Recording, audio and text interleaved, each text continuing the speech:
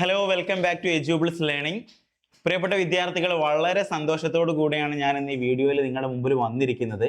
കാരണം നമുക്കറിയാം, കേരളത്തിൽ ITP പ്രോഗ്രാമിന് NCET എക്സാമിന് കോച്ചിങ് കൊടുക്കുന്ന വൺ ഓഫ് ദ ബെസ്റ്റ് സ്ഥാപനമാണ്, അല്ലെങ്കിൽ ബെസ്റ്റസ്റ്റ് സ്ഥാപനമാണ് എജ്യൂബിൾസ് ലേണിംഗ് എന്ന് ഞങ്ങൾ ഉറപ്പിച്ചു പറയുകയാണ്. കാരണം സെൻട്രൽ യൂണിവേഴ്സിറ്റി ഓഫ് കേരളയുടെ ഫൈനൽ റാങ്ക് ലിസ്റ്റ് ഇപ്പോൾ പബ്ലിഷ് ആയിരിക്കുകയാണ്.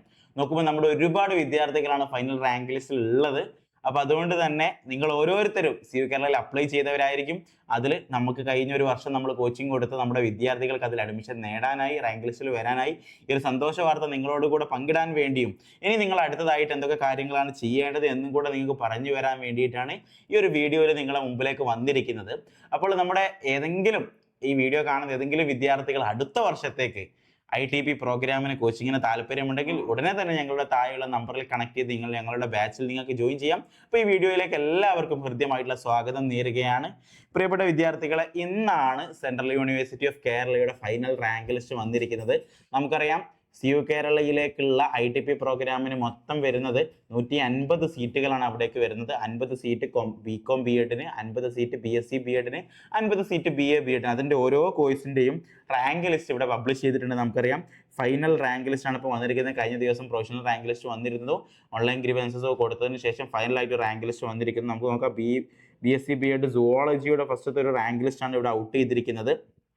അതിൽ ഏറ്റവും സന്തോഷകരമായിട്ടുള്ള ഒരു കാര്യം എന്നുള്ളത്, സെക്കൻഡ് റാങ്ക് കിട്ടിയിട്ടുള്ള ശിവന്യ M എജ്യൂബിൾസ് ലേണിംഗിൻ്റെ വിദ്യാർത്ഥിയാണ് എന്നുള്ള സന്തോഷ വാർത്ത ഞാൻ നിങ്ങളെ അറിയിക്കുകയാണ്. ശിവന്യ മാത്രമല്ല, നമുക്കിതിലെ നാഫില, അതുപോലെ തന്നെ നമുക്ക് ഒരുപാട് വിദ്യാർത്ഥികൾ, നമ്മുടെ നന്ദന, ആകാശ് ജോസ് ബാബു, അതുപോലെ തന്നെ ഒരുപാട് വിദ്യാർത്ഥികൾ നമ്മുടെ ഈ ഒരു ഇതിലുണ്ട്, റാങ്ക് ലിസ്റ്റിലുണ്ട്. അപ്പോൾ അവർക്ക് ഏവർക്കും ഞാൻ എജ്യൂബിൾസ് ലേണിംഗിൻ്റെ ഭാഗത്ത് നിന്ന് സന്തോഷ വാർത്ത അറിയിക്കുകയാണ്.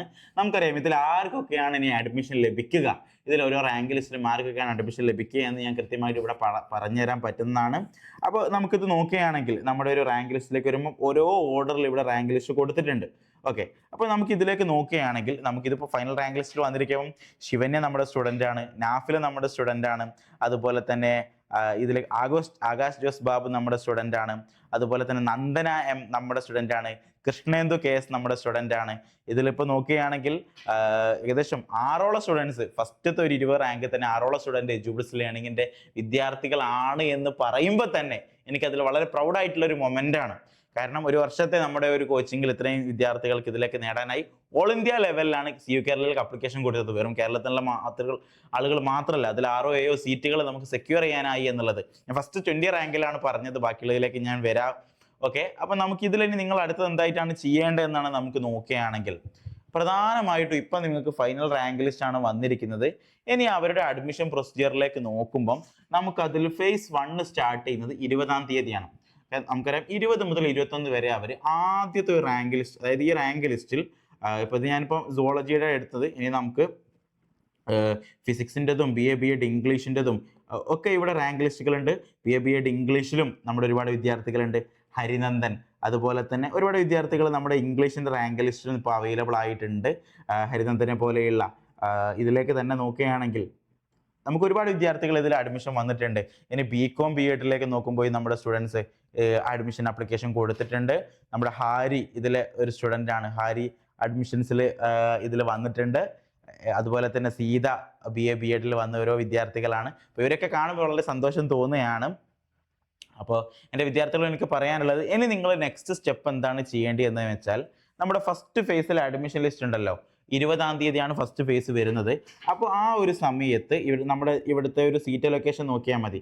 സീറ്റ് ലൊക്കേഷനിലേക്ക് വരുമ്പോൾ നമുക്ക് വരുന്നത് BSc B.Edന് ജനറൽ കാറ്റഗറിക്ക് 22 സീറ്റും, OBECക്ക് 13 സീറ്റും, SCക്ക് 7 സീറ്റുമാണ്. അപ്പോൾ നമ്മൾ റാങ്ക് ലിസ്റ്റ് എടുത്ത് നോക്കുമ്പോൾ BSc B.Ed ഫിസിക്സിന് 25 സീറ്റും BSc B.Ed സുവോളജിക്ക് 25 സീറ്റും ആണല്ലോ. അപ്പോൾ നമ്മുടെ ഫൈനൽ റാങ്ക് ലിസ്റ്റ് ഇത് നേരെ 22 എന്നുള്ളത് നേരെ പകുതി. ജനറൽ കാറ്റഗറിക്ക് ആദ്യത്തെ 11 റാങ്കുകാർ അവിടെ സീറ്റ് ഉറപ്പിച്ചിട്ടുണ്ട്. അതുപോലെ തന്നെ OBECയിൽ ആദ്യത്തെ 13-ൽ 7 ആളുകൾ സീറ്റ്, ഓരോ കാറ്റഗറിയിലും 7 ആളുകൾ. അതുപോലെ തന്നെ SCയിൽ 3 ആളുകൾ, STയിൽ 2 ആളുകൾ, അതുപോലെ തന്നെ EWSൽ 2 ആളുകൾ. ഈ ഒരു രീതിയിൽ അവിടെ സീറ്റ് ഫില്ലായിട്ടുണ്ടാവും.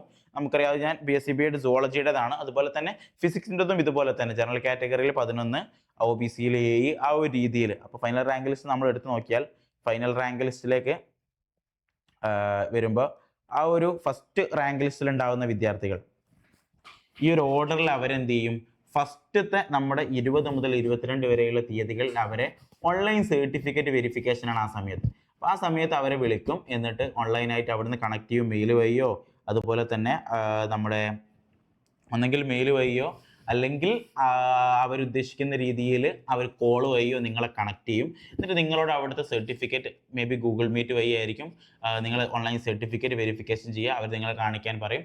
അതിനുശേഷം ഓക്കെ ആണെങ്കിൽ അവർ നിങ്ങൾക്ക് പേയ്മെൻറ്റ് ലിങ്ക് അയക്കും, ഫസ്റ്റ് സെമ്മിൻ്റെ. അപ്പോൾ പേയ്മെൻറ്റ് ലിങ്ക് നിങ്ങൾ അയക്കാം. അപ്പോൾ ഇതിലുള്ള ആദ്യത്തെ, ഞാൻ നേരത്തെ പറഞ്ഞതുപോലെ ആദ്യത്തെ രീതിയിലുള്ള, നേരത്തെ പറഞ്ഞ പ്രകാരം ആദ്യത്തെ രീതിയിൽ, അതായത് 11 ജനറൽ കാറ്റഗറിയിലെ 11 OBCയുടെ ആ ഒരു റാങ്കിങ് റേറ്റുള്ള ആ കുട്ടികൾക്കാണ് ഫസ്റ്റ് ഫേസിൽ അവർ മെയിലോ കോളോ അയക്കുക. അപ്പോൾ ആ കുട്ടികൾക്ക് അക്സെപ്റ്റ് ചെയ്യാൻ 2 ദിവസം സമയം കൊടുക്കും. ആ ദിവസത്തിനുള്ളിൽ അവർ ഓൺലൈൻ വെരിഫിക്കേഷൻ കഴിഞ്ഞ് അവർ ഫീ പേയ്മെൻറ്റ് അടച്ചാൽ അവർക്ക് സീറ്റ് അവിടെ കൺഫേം ആകും.